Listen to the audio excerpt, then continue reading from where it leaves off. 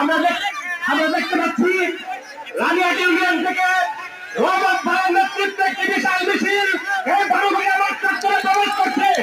আমরা সেই মিছিলকে করতালি দিয়ে আমরা গ্রহণ করি।